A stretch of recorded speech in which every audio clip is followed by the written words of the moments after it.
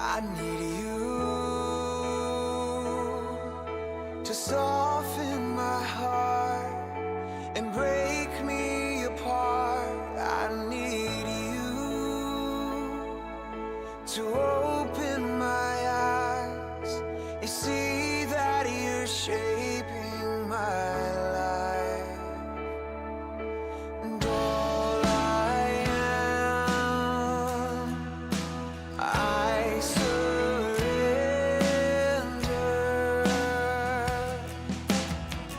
Give me faith, trust what you say, that you're good and your love is great. I'm broken inside, I give you my life.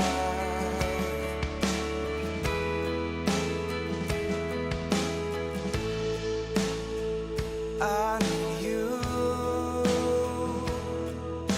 to soften my heart and break me apart. I need you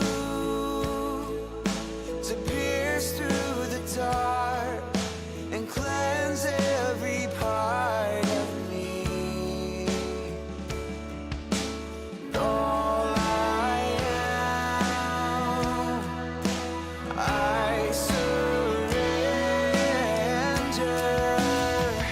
Give me faith, trust what you say, that you're good and your love is great. I'm broken inside, I give you my life.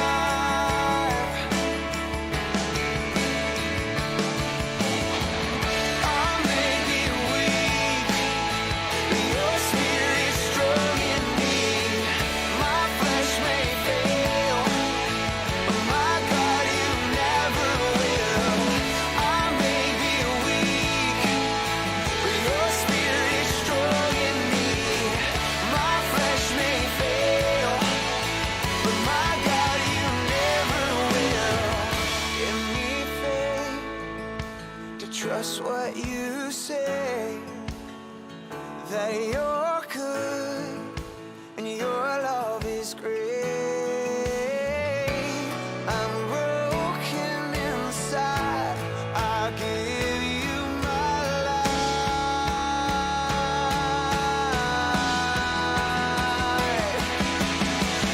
Give me faith to trust what you say, that you're good and your love is great. I'm broken inside, I give you my life.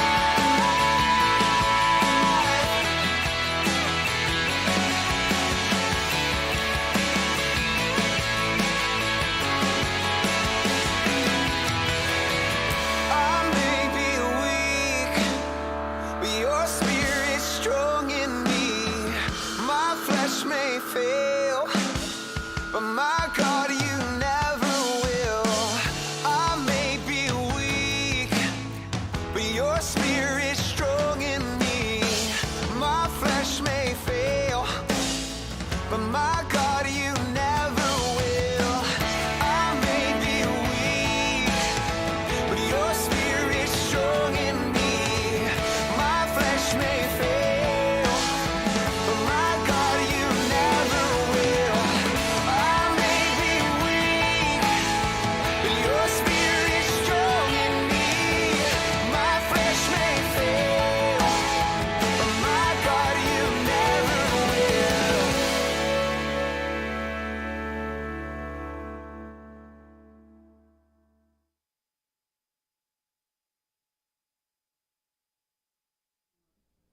All right. Hey, good morning, everybody. It is Shabbat Shalom. It's Friday, January the 12th, 2024. It's good to be together and to worship together and to seek the Lord together and to study His Word together and say, Lord, keep changing me into your likeness. And want to encourage us to remember to continue to pray for Israel, to continue to pray for the captives. This morning I'm praying for Sasha or Alexander Trubanov, who was taken into captivity with his parents, and I believe his father has now died, but he's still alive, and continue to pray for Alexander and his family. He's 28 years old. I want to encourage everyone to choose someone that you pray for today and put their name on your hand. And as you go through the day, take the time to lift them up before the Lord. We are continuing now in Revelation 8. And the title of today's manna is Don't Misunderstand the Silence. He does hear. He will act. And we see that today as the sixth seal has been opened. Revelation chapter 6, verse 12. I saw when the Lamb opened the sixth seal, and there was a great earthquake. The sun became as black as sackcloth made of goat's hair, and the full moon became like blood. And it goes on, all of these different people of great influence, and every stripe, every kind of person is hiding, saying, hide us from the throne and from the face of the Lamb. Verse 17 says, for the great day of their wrath has come, and who is able to stand? And in chapter 7, then there was this pause, this interlude then between the sixth seal and the seventh seal. And you have chapter 7 opens up. You got four angels that are standing. Who can stand? Well, four angels are standing there and they're holding back the winds of judgment. And then another angel comes and he puts what I call the mark of the Lamb. It's a mark that he puts the seal of the Lord on, of the living God, on the head of 144,000 of the sons of the tribes of Israel who are his servants. And so they'll stand and they are identified with the Lamb and the one on the throne. And then he turns and he sees this innumerable multitude from every nation and all tribes and peoples and tongues, and they're standing before the throne, and they're dressed in white, and they've got the palm branch in their hand, and here they're standing before the throne. And you say, well, who can stand? The kings of the earth, and the great men, and the military commanders, and the rich and the mighty, every kind of person, whether they're slave or free, are hiding in caves. Right, and the begging to be hidden from the face of the Lamb, and here this multitude is standing in the presence of the Lamb and the one on the throne, and so one of the elders, I just love this part. One of the elders looks at John and says, "Do you know who they are?"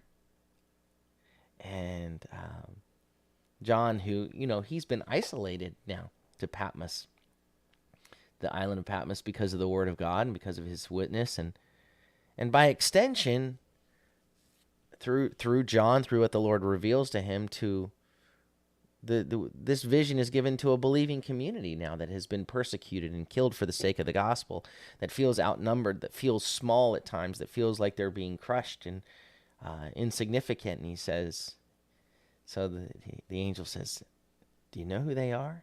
John says, "I don't." "Who are they?" He says, "These are the ones who've come out of the great trouble or the great tribulation."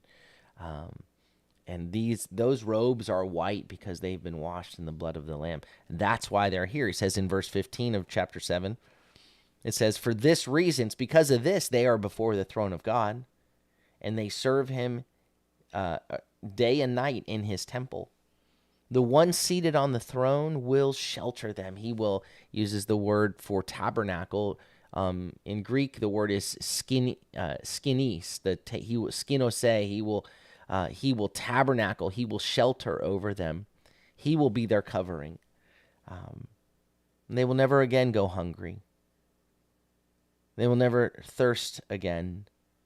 The sun will not beat down on them, nor any scorching heat.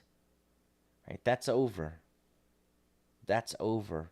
It was just for a moment. Weeping may endure for a night, but joy comes in the morning. He says, "For the Lamb in the midst of the throne will shepherd them and guide them to springs of living water, and God shall wipe away every tear from their eyes." We come to chapter 8, and we have the opening of the seventh seal. Now, when the Lamb opened the seventh seal, there was silence. There became silence in heaven for about a half an hour. So now the seventh seal is finally opened, and it says there's silence for half an hour. The silence is unexpected. The silence is striking. Since up to this point, the heavens have been virtually like teeming with sounds of praise from, of multitudes. And you have the replacement of thunderous sounds of praise by silence, which would have had kind of its own jolting effect. I mean, he opens the seventh seal, and it's... Now, what's the significance of the silence? Well, the different interpreters have offered different suggestions. One, silence can be associated with God's judgment, so this is an indication that the intensified judgments are about to come, which certainly fits the context. We see passages in the Hebrew Scriptures, for instance, just a couple. Zephaniah 1, verse 7, be silent before Adonai God, for the day of Adonai is at hand. Adonai is prepared to sacrifice. He has consecrated his guests. Or Habakkuk 2:20 says, but Adonai is in his holy temple. Let all the land be silent before him. And this is before an impending judgment. Then there are those interpreters that say, suggest that there is a apocalyptic. Just hold on a second. That there are ancient apocalyptic texts that kind of connect the silence that would have been before creation with kind of a repetition of that silence prior to kind of recreating, making all things new. That I certainly I don't see that, but I just thought I'd mention it. And then there is a silence that's associated with. There were Jewish traditions about at the time of when incense is being offered in the heavenly temple. That's the time when the angels fall silent and God gives special attention to the prayers of his people on earth. And that would certainly fit the context as well to this with that particular tradition. Then traditions like that are found in various rabbinic works that can be traced to before the year 70. So, and the silence isn't due to God's inability to hear human prayers while angelic worship is going on. It's not like, can you guys be quiet? I'm trying to hear prayers. It's certainly not that, but it represents the significance, his attentiveness to his people who cry out to him in prayer. And that indeed, the connection with that and a sort of a silence that is as a prelude to the weightiness of what's going to happen. Those two things do seem to go hand in hand. And then the question is also this strange duration of the silence. How it's going to be a half an hour. What is the significance of that? And because John does use different, there often many different ones would talk about the hour, uses the phrase hour, pointing to a period of time, the hour of testing, or in that hour. So some suggest, hey, dividing that in half can point to sort of that this is a brief period of time.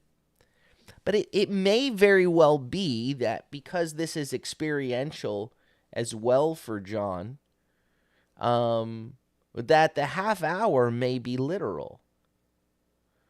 This part may be John literally, his literal experience that he's describing. And if you think about that reality, we'll have moments where we'll have a moment of silence and stay silent for 60 seconds. But even as you're reading, if you're reading the text and you're reading everything up, and then if you were to just read verse 1 and then stop for a half an hour, just sit in the silence for a half an hour, pondering everything that you're seeing. Just that silence can be somewhat deafening, even if I sat here for a minute of silence, which I'm not going to sit for a whole minute. I can, but to just recognize the awe of what you're experiencing and the weightiness of what is about to happen.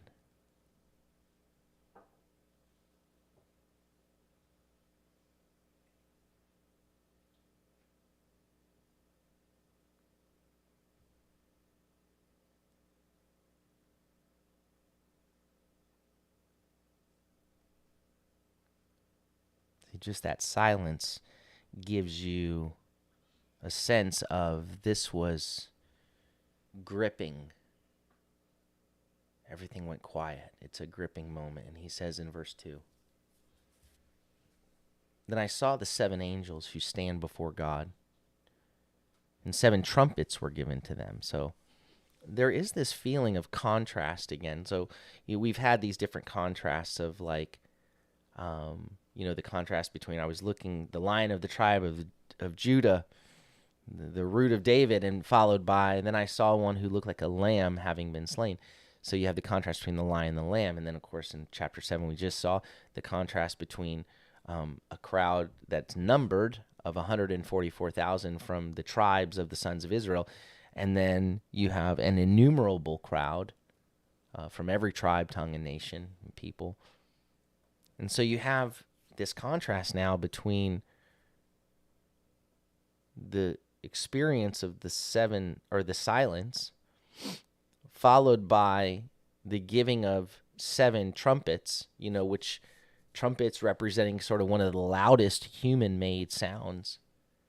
You go from silence to a trumpet, or 7 trumpets.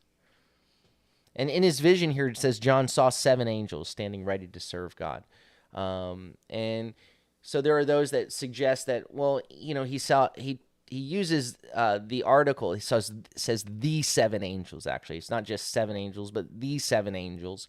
And so there are those that suggest that, at Jewish tradition at the time of the New Covenant scriptures spoke of 7 archangels. They're all named in some of the apocryphal books. Two of them are named in the Hebrew scriptures and in the New Covenant scriptures, which of course are Gabriel and Michael. So there are those that say, are these the 7 archangels? I don't know, but there are 7 angels, and you had 4 angels holding back the winds, and we thought the winds were going to be unleashed, but it's as though those 4 angels that's their job to hold back the winds. But now the emergence of these 7 angels with the trumpets might feel a little surprising, because boy, we thought that the holding back of the winds wasn't going to last for long, and it's not. So we have these 7 angels that are given 7 trumpets, and so now it's the 7th seal, and you'll notice that unlike the other 6 seals, this particular seal doesn't have a specific judgment associated with it, right? The 7th seal is the 7 trumpets. The 7 trumpets are the 7th seal. You get to the 7th seal, and there's this sort of telescoping of the 7 trumpets. And so the 7th seal is not a specific thing that's named, it's the 7 trumpets. And we see that again at the end of, when we get to between the 6th trumpet and the last trumpet, that the 7th trumpet is not a specific thing that is identified, but rather it's the 7 bowls. It telescopes out again. 7 bowls of wrath that come in the 7th trumpet. So this is all contained. When you talk about, you're not talking about the 7 seals and the 7 trumpets and the 7 bowls of wrath.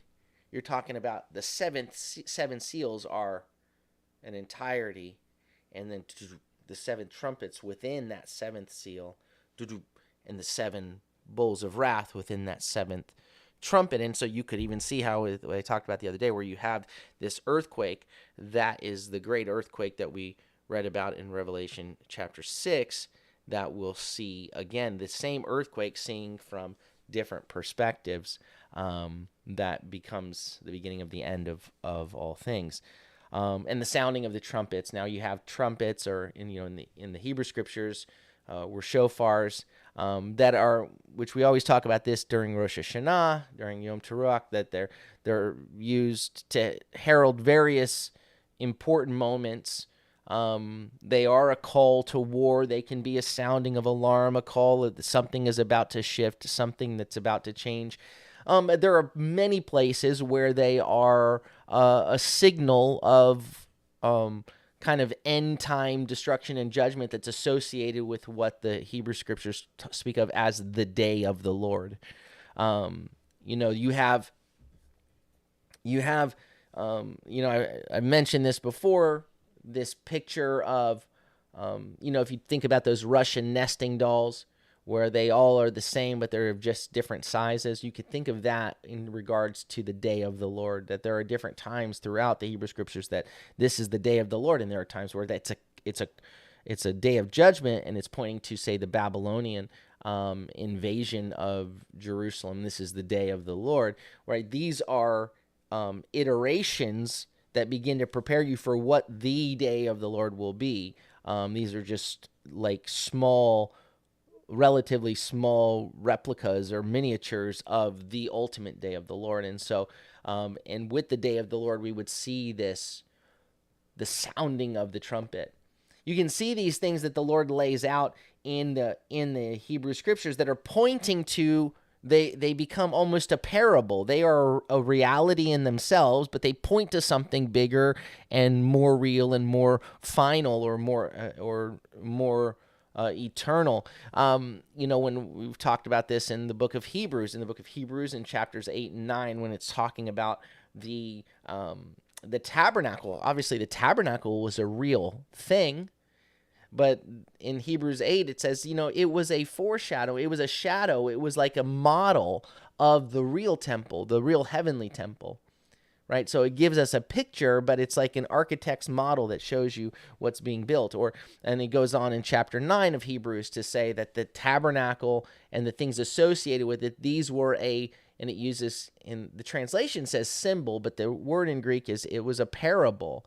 So it was actual and real, but it was pointing to something more real, something more eternal. And so you can see the sounding of the shofar at different points pointing toward things that were that it was an actual sounding, and there were actual moments of judgment, but pointing towards something that was a greater and more final judgment. In Joel 2, blow the shofar in Zion, sound an alarm on my holy mountain. Let all the living in the land tremble, for the day of Adonai is coming. Surely it is near. Isaiah 58, cry aloud, don't hold back. Raise your voice like a shofar. Tell my people their transgression, and the house of Jacob their sins, that the shofar is intended to get our attention. Zechariah 9:14, then Adonai will be seen over them as his arrows flash like lightning. Adonai Elohim will blow the shofar and march in whirlwinds of the south. And then in Zephaniah 1, verses 14 through 18, the great day of Adonai is near and coming very quickly. The sound of the day of Adonai is bitter. The shouting of the warrior is there. That day is a day of wrath, a day of trouble and distress, a day of devastating storm and desolation, a day of darkness and gloom, a day of clouds and thick darkness, a day of shofar and alarm against the fortified cities and against the high corner towers. I will bring such distress upon mankind that they will walk like the blind, for they have sinned against Adonai. Their blood will be poured out like dust and their flesh like dung. Neither their silver nor their gold will be able to rescue them on the day of Adonai's wrath. With the fire of his passion, the entire earth will be consumed, for he will make a total dreadful annihilation of all the inhabitants of the earth. And actually, the connection with the sounding of the shofar followed with the silence, and then the blowing of the seven trumpets, the sounding of the seven trumpets. There is this relationship that you can't help but think about in regard to the victory at Jericho so long ago. So when that happened, the Lord knew what they couldn't have possibly known, but it's a picture of this, the walls were going to fall, that this unprecedented kind of judgment was coming. And with the falling of Jericho's walls, there was a silence, right? There was a silence that preceded the sounding of the trumpets. In Joshua 6:10, Joshua ordered the people, saying, "You must not shout, nor let your voice be heard, nor let a word proceed out of your mouth until the day I tell you, shout. Then you will shout." And it's on that day, of course, when the 7 times on that day, on the seventh day, that they sound the trumpets. And so when the angels blow their trumpets, devastating judgments do follow. But we have this period of silence. And so we see the angels proceed with the 7 trumpets. They haven't sounded them yet. So there's something else that's also going on. And there are those that envision this happening during the silence. Another angel came and stood at the altar, verse 3, holding a golden incense burner. He was given much incense to offer up along with the prayers of all the Kedoshim upon the golden altar before the throne. So when we read this, it says he was given, where we read, he was offering this incense up along with the prayers of all the Kedoshim. That along with is sort of inserted here. He was given much incense to offer up. The prayers of the Kedoshim is more in lines with what is it. Just the along with is inserted. The incense we saw. You'll remember we saw in Revelation 5:8. We got initially this picture of the incense and the golden bowls were being the prayers of the saints, right? In Revelation 5:8, when he had taken the scroll, the 4 living creatures and the 24 elders fell down before the Lamb, each holding a harp and golden bowls full of incense, which are the prayers of the Kedoshim. Which are the prayers of the Kedoshim? The incense, these are the prayers. And that's more along the lines of what we see here. He was given much incense. There's a lot of incense here to offer up. The prayers of the Kedoshim and it's offered up upon the golden altar before the throne. So the altar at the beginning of the verse, here in verse 3, he stood at the altar, and the golden altar mentioned at the end of the verse are the same altar, and they correspond to what you see in the model that the Lord gave to the earthly altar of incense before the ark in Exodus 40, verse 5. The Lord instructed, set the golden incense altar in front of the ark of the testimony and hang the curtain over the entrance of the tabernacle. And so the angel here comes and he has the censer full of a lot of incense. And he's functioning in the priestly role of this ritual of the offering of incense, bringing it before the Lord. In Exodus 30, verse 7, Aaron must burn sweet spices of incense there every morning. When he attends to the lamps, he is to burn it. And so he is carrying out this offering up of incense. And again, it's this incense, these are the prayers of the saints. And so we have this imagery originally given to us in Psalm 141. David says in Psalm 141:1, Adonai, I call to you, come quickly to me. Hear my voice when I call to you. May my prayer be set before you like incense. May the lifting up of my hands be like the evening sacrifice. And so the prayers are they're offered unto the Lord, and they're sweet as incense, and they're there. They just haven't gone. Your words that you can't see, in much the same way that there's a seal, there's a mark put on the believers that's not seen, but it's there, and the Lord can see it. And your words and your prayers, as you lift them up to the Lord, are a fragrance unto him.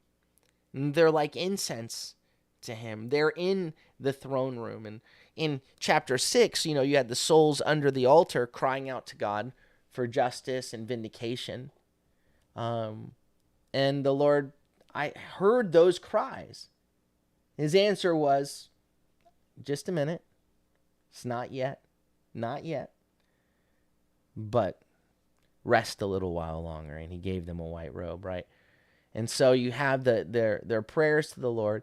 And it's a lot of incense.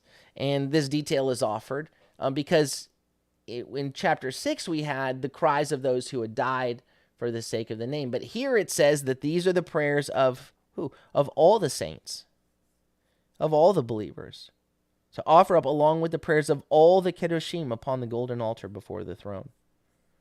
So all of these prayers are there. And so the scope of the prayers offered exceeds, it's not just those who have been martyred, but those who are still alive. And verse 4, and the smoke of the incense, and again, the width, I think, it's an interpretation of the what's called the dative form of the verb, but it's the smoke of the incense, the prayers of the Kedoshim rose before God from the angel's hand. And so you have their prayers going before the Lord. Now, based on how the events of all of this flow together, it's not unlikely that many of these are the prayers for relief and vindication, similar to those of chapter that we see with those that are under the altar. At different points in Revelation, we see the suffering of the righteous at the hands of God's enemies, and that in those places God has allowed it for a time. That where the beast in chapter 13 is persecuting the saints, the believers. So this is not, unusual.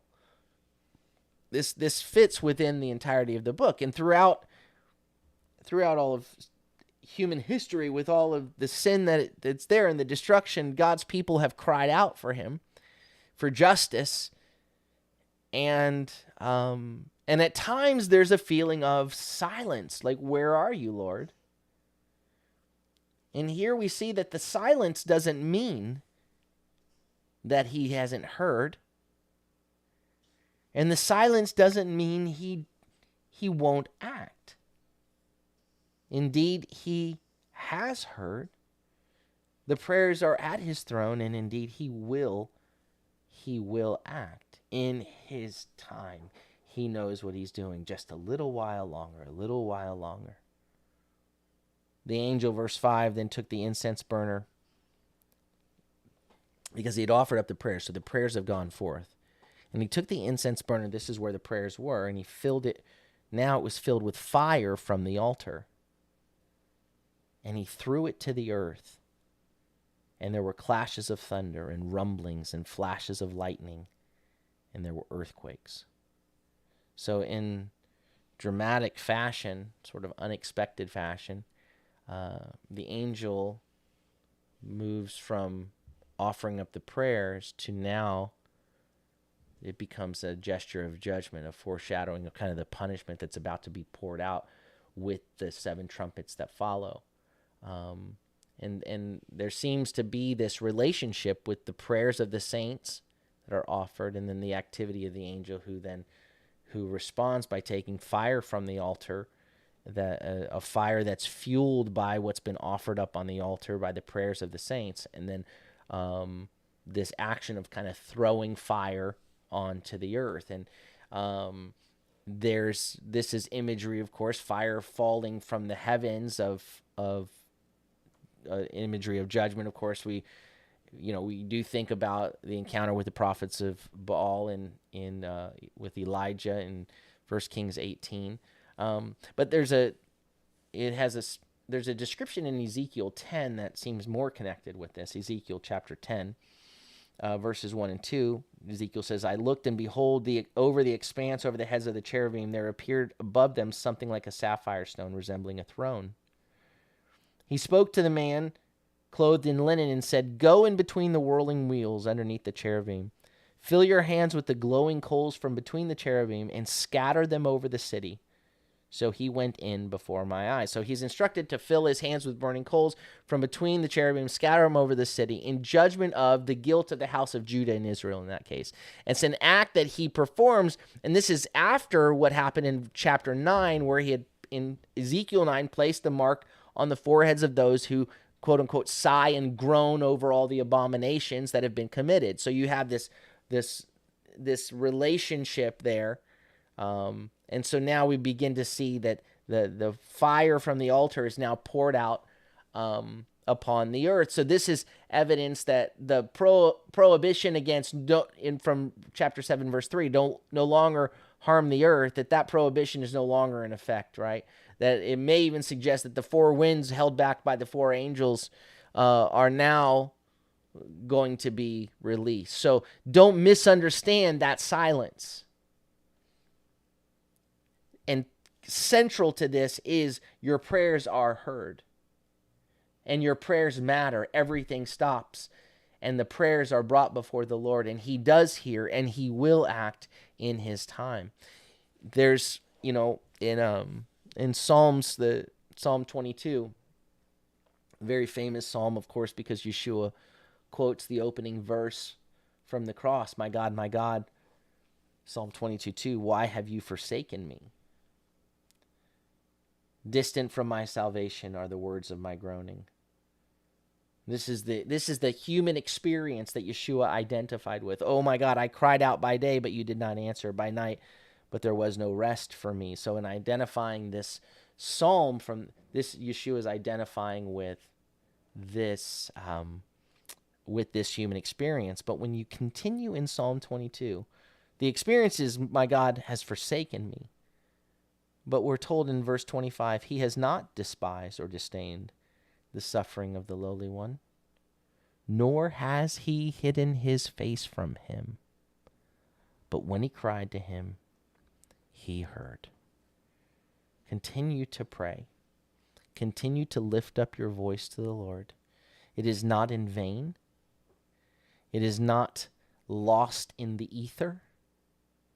It is placed in valuable golden bowls and censers and brought before the throne of the Lord. And in his time, he will act. It says there's a thundering. The action has begun. He took fire from the altar, pulled it, and there were peals of thunder, and there was lightning, and there was an earthquake, there was shaking. A storm is coming. Verse 6, then the 7 angels holding the 7 trumpets prepared to sound them. And we'll stop there today. Silence. The quiet is about to become a deafening noise with the sounding of the trumpets. All right, well, Shabbat Shalom, everybody. Let me say a quick hello to everybody. Good morning to Barbara Callahan and to Sonia and Margarita and to Eileen and to the Eddies, to Lauren and Mike and David and Levi and Valor and Haven and Everett, and to Kathleen and Dayspring and Rachel and Jerry and Janet. And good morning to Ron and Amy and Eileen and Richard, or Ellen and Richard, excuse me. I already said hi to Eileen. Good morning to Ellen and Richard, and hope you feel better, Ellen. I see you're not feeling well. And good morning to Joshua, Sonia and Margarita, and Charlene. Good morning, Charlene. And let's see here. Let me glance over here and see who else is with us. Good morning to my sister, Maria. I love you, sis. Hope you're doing well. And good morning to Jason and Ashley and Ami and Elizabeth and Jesse. Good morning, you guys. And Pastor and Sister Martinez and Sonia Takach. And all right, I think that's everyone for right now. All right, well, Shabbat Shalom. And don't forget, service tomorrow at 10:30 a.m. And looking forward to being together for that. All right, well, may the Lord bless you and keep you. May the Lord make his face to shine upon you and be gracious unto you. May the Lord lift up his countenance upon you and give you peace. Shalom, shalom, Shabbat shalom. Have a beautiful day.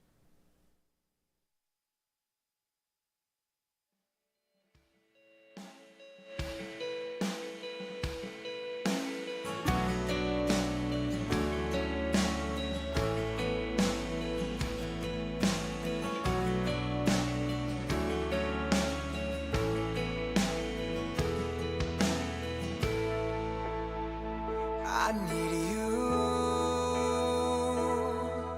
to soften my heart and break me apart. I need you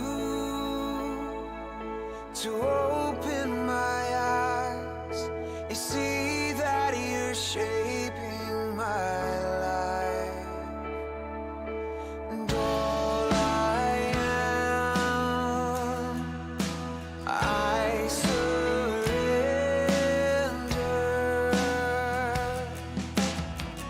Give me faith, trust what you say, that you're good and your love is great.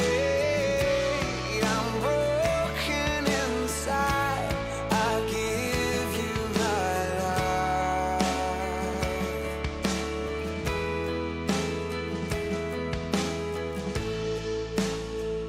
I need you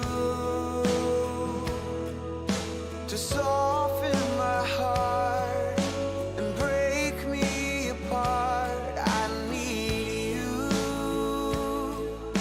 to pierce through the dark and cleanse every part of me. And all I am, I surrender. Give me faith, trust what you say, that you're good and your love is great. I'm broken inside, I give you my life. I may be weak, but your spirit strong in me. My flesh may fail, but my God, you never will. I may be weak, but your spirit strong in me. My flesh may fail, but my God, you never will. Give me faith to trust what you say, that you're good and your love is great.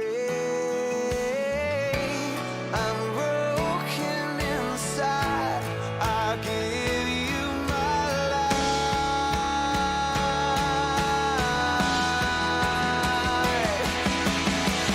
Give me faith to trust what you